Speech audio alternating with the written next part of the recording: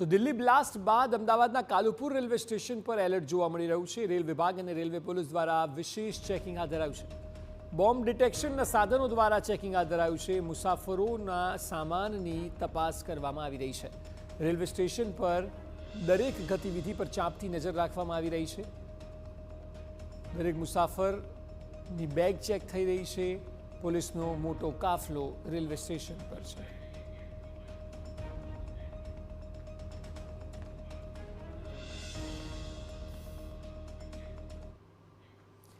તો railway station પર જે પ્રકારે સુરક્ષાને લઈને ચાંપતો બંદોબસ્ત કરવામાં આવ્યો છે તે વિષય પર વધુ માહિતી આપી રહ્યા છે સંવાદદાતા રોનક વર્મા।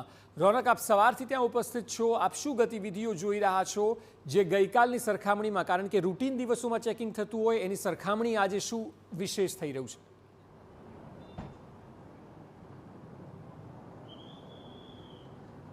દેશની રાજધાની દિલ્હીમાં જે પ્રકારે ગઈકાલે સાંજે કારમાં વિસ્ફોટ થયો અને એ વિસ્ફોટનું મુખ્ય કારણ હજી સુધી જાણી શકાયું નથી, પરંતુ તકેદારીના ભાગરૂપે સમગ્ર દેશભરના મહત્વની જગ્યા ઉપર એલર્ટ છે તે આપવામાં આવ્યું છે।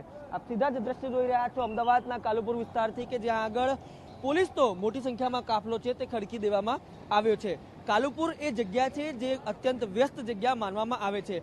સ્ટેશનની અંદર અનેક લોકો જે મુસાફરી છે તે કરતા હોય છે, ત્યારે સ્ટેશનની બહારથી પણ સામાન્ય લોકોની અવરજવર સતત ચાલતી હોય છે। ત્યારે બે કક્ષાએ જે તપાસ છે અત્યારે જોવા મળી રહી છે। સ્ટેશનની અંદર પણ સતત જે રેલવે પોલીસ છે તેમના દ્વારા તપાસ તો કરવામાં આવી રહી છે, પરંતુ જે રેલવે સ્ટેશનની બહાર લોકલ પોલીસ છે તેમના દ્વારા પણ જે મુખ્ય તપાસ છે તે ચાલવામાં આવી રહી છે। શંકાસ્પદ ગતિવિધિઓ આ ઉપરાંત જેટલી કાર અહીંયાથી પસાર થાય છે તેમનું ચેકિંગ કરવામાં આવી રહ્યું છે। અધિકારી આપણી સાથે હાજર છે, તેમની સાથે પણ વાત કરીશું। સાહેબ, કયા પ્રકારની જે તપાસ છે અને કયા કયા એંગલથી તપાસ અત્યારે કરી રહી છે?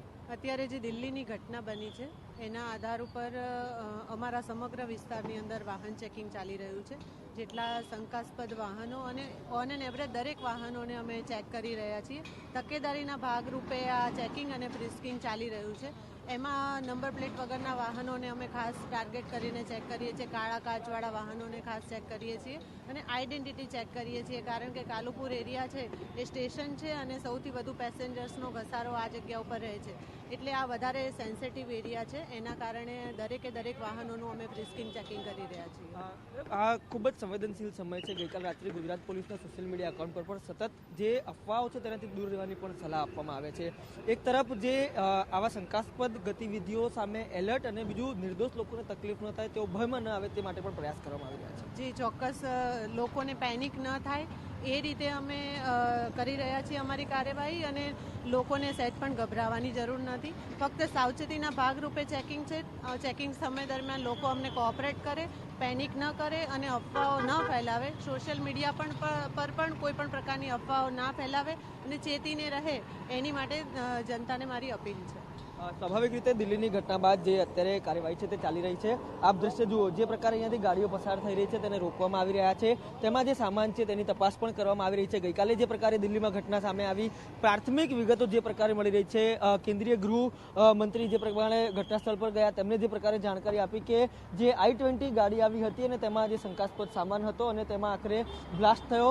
સ્વાભાવિક રીતે અત્યાર સુધી મુખ્ય કારણ નથી જાણી શકાયું, પરંતુ જે ગાડીઓ અહીંયાથી પસાર થઈ રહી છે અને એ વાતને નકારી ન શકાય, કેમ કે થોડા દિવસ અગાઉ ગુજરાતમાંથી અને અમદાવાદમાંથી જે પ્રકારે 3 આતંકીઓ પકડાયા હતા અને જે ગઈકાલે પણ જે આતંકી ઘટના સામે આવી છે કે કેમ આતંકી કનેક્શન છે કે કેમ તે દિશામાં પણ તપાસ શરૂ થઈ છે અને જે કનેક્શન જુદા જુદા નીકળી રહ્યા છે, જે જુદા જુદા તારો જોડાઈ રહ્યા છે, તેમાં જે કેટલાક ડોક્ટર છે તેમનું પણ નામ સામે આવી રહ્યું છે। એ દિશામાં અમદાવાદની ઘટના જોવા જઈએ તો અમદાવાદમાં પણ જે આતંકીઓ પકડાયા હતા તેઓ પણ પોતાના નામની આગળ ડોક્ટર લખાવતા, એટલે કે તમામ એંગલો છે તેમાં ગુજરાતમાં પણ એલર્ટ આપવામાં આવ્યું છે અને આવા જ સંવેદનશીલ વિસ્તારોમાં સઘન ચેકિંગ છે તે કરવામાં આવી રહ્યું છે। જી બિલકુલ રોનક, આભાર સમગ્ર માહિતી બદલ। તો રેલવે સ્ટેશનમાં આપે જોયું તે મુજબ બહારની વાહનોની લાઈન હોય કે પછી અંદર મુસાફરો હોય, તમામ જગ્યાએ પોલીસ દ્વારા મોટો સ્ટાફ ખડકી દેવામાં આવ્યો છે અને તમામની તપાસ ચાલુ છે।